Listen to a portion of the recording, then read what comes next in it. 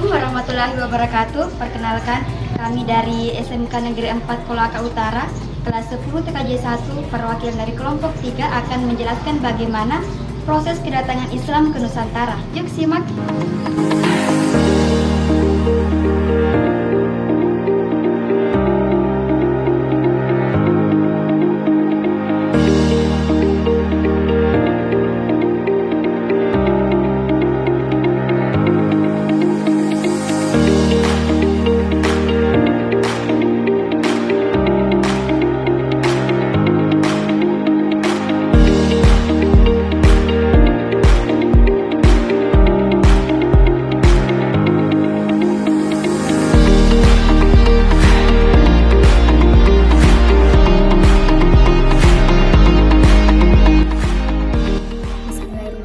Assalamualaikum warahmatullahi wabarakatuh. Nama saya Rizky juga akan menjelaskan tentang kedatangan Islam ke Nusantara. Masuknya Islam ke Nusantara yakni pada abad ke-7 hingga ke-8 Masehi yang dibawa oleh pedagang Gujarat lalu diikuti oleh pedagang Arab dan Persia. Pengaruh Islam yang masuk ke Indonesia bagian timur, terutama Maluku, tidak dapat dipisahkan dari jalur perdagangan yang terbentang sepanjang pusat lalu lintas pelayaran internasional di Malaka, Jawa, dan Maluku. Menurut Tom Peirce, masyarakat yang masuk Islam di Maluku dimulai kira-kira tahun 1460 sampai 1465 Masehi. Mereka datang dan menyebarkan pembelajaran Islam melalui perdagangan, dakwah, dan perkawinan. Sulawesi, terutama bagian selatan, sejak abad ke-15 Masehi sudah didatangi oleh pedagang-pedagang Muslim yang kemungkinan berasal dari Malaka, Jawa, dan Sumatera. Pada abad ke-16 di daerah Goa, sebuah kerajaan terkenal di daerah Sulawesi, telah terdapat masyarakat Muslim. Berikut proses awal masa Islam di Indonesia. Yang pertama yaitu sumber bukti masuknya Islam ke Indonesia. Melalui beberapa sumber bukti, kita dapat mengetahui cara-cara masuknya Islam ke Indonesia yang terbagi menjadi dua, yaitu sumber eksternal dan sumber internal. Yang pertama, sumber eksternal merupakan sumber bukti masuknya Islam ke Indonesia yang berasal dari orang-orang luar negeri, diantaranya sebagai berikut. Yang pertama, berita dari Arab. Pada abad ke-7, ketika kerajaan Sriwijaya sedang berkembang, telah banyak pedagang Arab yang mengadakan hubungan dengan masyarakat kerajaan Sabat atau Sriwijaya. Yang kedua, berita dari Eropa. Pada tahun 1292, Marco Polo dari Italia adalah orang Eropa pertama yang menginjakkan kaki di Indonesia ketika kembali dari Cins untuk menuju Eropa melalui jalan laut. Ketika ia singgah di Berlak, penduduk telah memeluk agama Islam dan telah terdapat kerajaan bergerak Islam, yakni kerajaan Samudra Mesai. Yang ketiga, berita dari India. Para pedagang di Gujarat dari India di samping berdagang juga menyebarkan agama Islam di pesisir pantai. Yang keempat, berita dari Cina.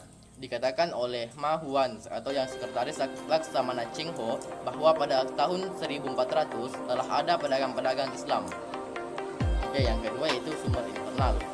Sumber internal adalah sumber bukti masuknya Islam di Indonesia melalui beberapa barang bukti peninggalan yang ditemukan di Indonesia, antara lain sebagai berikut. Yang pertama, batu nisan Fatimah binti Maimun yang bertuliskan Arab di lereng Gresik. Yang kedua, makam Sultan Malik Al-Saleh di Sumatera. Dan terakhir, makam Syekh Maulana Malik Ibrahim di Gresik. 2. Cara-cara masuknya Islam ke Indonesia. Ada beberapa proses islaminasi yang terjadi di Indonesia pada awal masuknya agama Islam, yaitu sebagai berikut. Melalui perdagangan di samping melakukan kegiatan ekonomi yang berupa perdagangan para pedagang dari Arab, Persia, dan Gujarat, juga memegang peranan untuk menyebarkan agama Islam. Melalui perdagangan inilah Islam berkembang pesat. Melalui perkawinan, banyak terjadi perkawinan campuran antara para putri bangsawan dengan Muslim yang dilakukan dengan cara Islam melalui tasawuf. Ajaran Islam tasawuf juga masuk dan berkembang di Indonesia. Ajaran tasawuf mulai berkembang pada abad ke-13. Ajaran tasawuf adalah ajaran ketuhanan yang telah bercampur dengan mistis atau unsur-unsur medis melalui pendidikan Islam diselenggarakan dalam sebuah pesantren. Pesantren didirikan oleh para guru-guru agama, kiai-kiai dan ulama-ulama.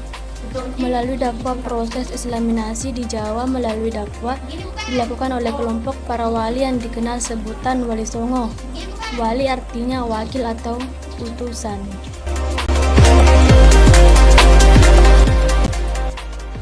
Yang ketiga adalah teori masuknya Islam ke Indonesia. Sampai saat ini, proses masuknya Islam ke Indonesia masih dalam perdebatan panjang. Beberapa pertanyaan yang masih dalam perdebatan diantaranya, dari mana asal Islam di Indonesia? Siapa pembawanya? Dan terakhir, kapan Islam masuk ke Nusantara? Adapun teori-teori masuknya Islam ke Nusantara diantaranya yaitu 1. Teori Gujarat. Adapun dasar teori Gujarat sebagai berikut. Kurangnya, fakta yang menjelaskan peranan bangsa Arab dalam penyebaran Islam di Indonesia. Hubungan dagang Indonesia dengan India telah lama melalui jalur Indonesia, India, Cambai, Timur Tengah Eropa. Adanya batu nisan Samudra Pasai yaitu Sultan Malik Al-Saleh tahun 1297 yang bercorak khas Gujarat. Teori Arab. Adapun teori Arab yaitu pada abad ke-7 yaitu pada tahun 600 Masehi, pantai barat Sumatera sudah terdapat perkampungan Islam Arab dengan pertimbangan bahwa perdagangan Arab sudah mendirikan perkampungan di Kanton sejak ke abad ke-4. Kerajaan Samudra Pasai mengadut aliran mazhab Syafi'i, di mana pengaruh mazhab Syafi'i terbesar pada waktu itu adalah Mesir dari Mekah, sedangkan Gujarat India adalah penganut mazhab Hanafi. Raja-raja Samudra Pasai menggunakan gelar Al-Malik, yaitu gelar tersebut berasal dari Mesir. Teori Persia. Teori Persia lebih menitik beratkan tinjauannya kepada kebudayaan yang hidup di kalangan masyarakat Islam Indonesia yang dirasakan mempunyai persamaan dengan Persia diantaranya. Pertama, peringatan 10 Muharram atau Asyura sebagai hari peringatan Syiah atas kematian Hussein.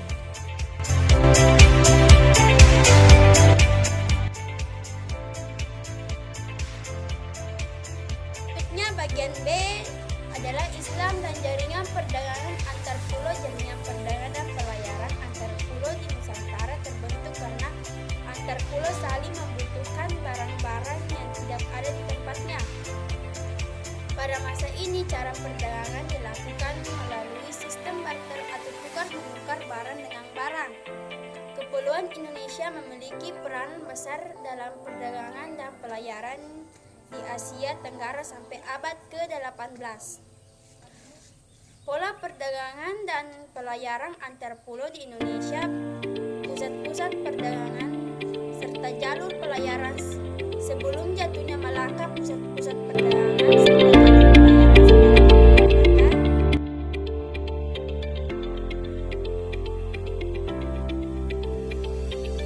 Adapun bagian C yaitu masuk istana raja setelah mengalami perkembangan beberapa abad. Hal ini menyebabkan kerajaan-kerajaan yang memiliki corak Hindu-Buddha mengalami kemunduran. Masuknya agama Islam di kalangan istana raja yang hampir merata terjadi pada semua pulau Indonesia. Kerajaan Islam di Sumatera. Sumatera merupakan pulau pertama penyebaran agama Islam yang dilakukan para pedagang dari luar negeri. Adapun kerajaan-kerajaan yang terdapat di Sumatera yaitu Kerajaan Samudra Pasai, Kesultanan Aceh Darussalam, kerajaan-kerajaan di Riau. Kerajaan-kerajaan Riau terbagi menjadi 3 bagian yaitu Kerajaan Siak, Kerajaan Kampar, Kerajaan Indragiri, Kerajaan Islam di Jambi, Kerajaan Islam di Sumatera Selatan, Kerajaan Islam di Sumatera Barat. Kerajaan Islam di Jawa jauh sebelum Islam masuk ke Jawa. Mayoritas masyarakat di tanah Jawa menganut kepercayaan animisme dan dinamisme. Kedatangan Islam di Jawa buktinya dengan ditemukannya batu nisan kubu bernama Fatimah binti Maimun serta makam Maulana Malik Ibrahim. Saluran-saluran Islamisasi yang berkembang ada 6 yaitu perdagangan, perkawinan, tasawuf, pendidikan, kesenian, politik. Adapun kerajaan-kerajaan yang ada di Jawa yaitu Kerajaan Demak, Kerajaan Mataram, Kerajaan Banten, Kerajaan Cirebon memiliki raja-raja sebagai berikut: Pangeran Cakrabuana, Sultan Cirebon I, 1445 sampai 1479. Sunan Gunung Jati Sultan Cirebon II 1479 sampai 1568. Fathahillah Sultan Cirebon III 1568 sampai 1570. Panembahan Ratu Sultan Cirebon IV 1570 sampai 1649.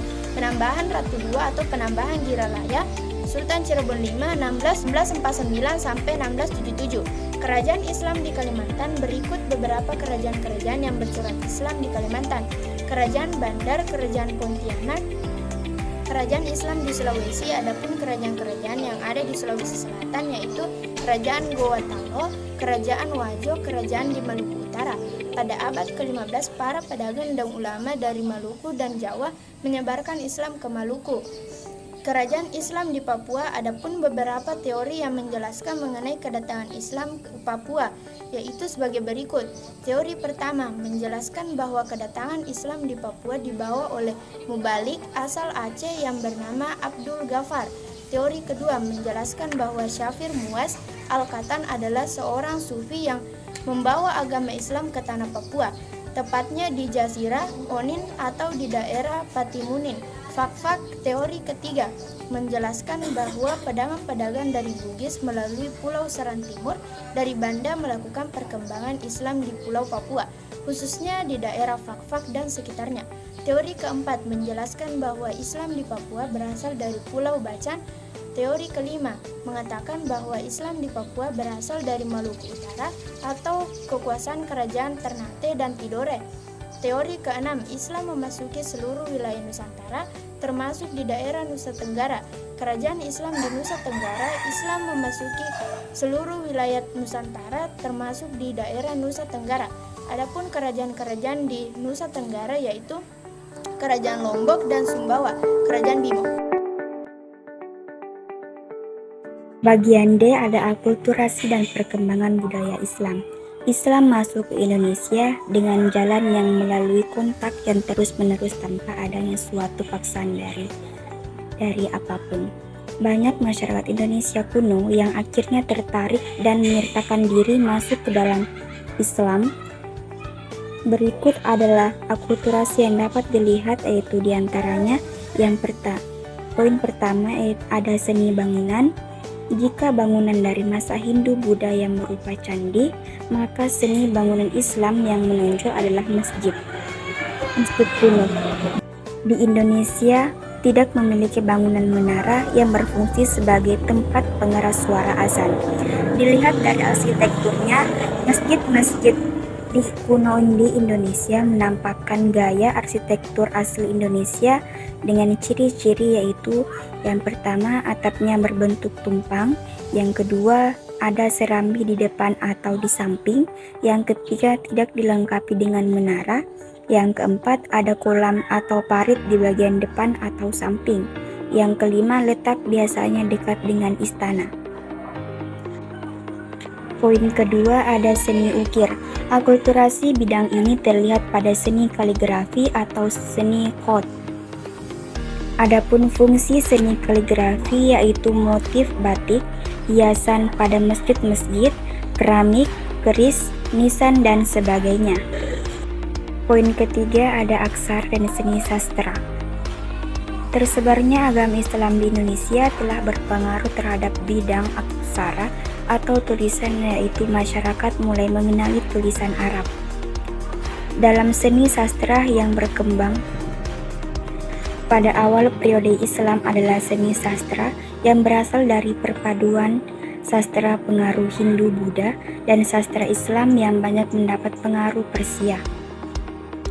Bentuk seni sastra yang berkembang di Melayu dan Pulau Jawa adalah sebagai berikut.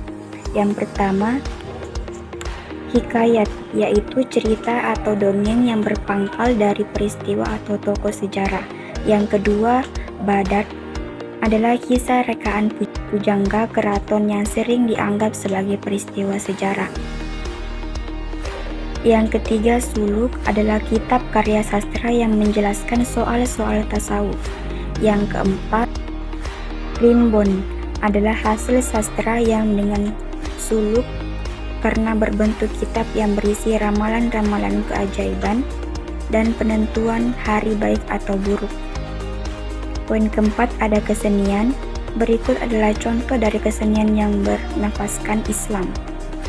Yang pertama ada permainan debus, yang kedua saudati, ketiga pertunjukan wayang, dan keempat sekaten. Poin kelima ada kalender. Sebelum budaya Islam masuk ke Indonesia, masyarakat Indonesia sudah mengenal kalender Saka atau kalender Hindu yang dimulai tahun 78 Masehi.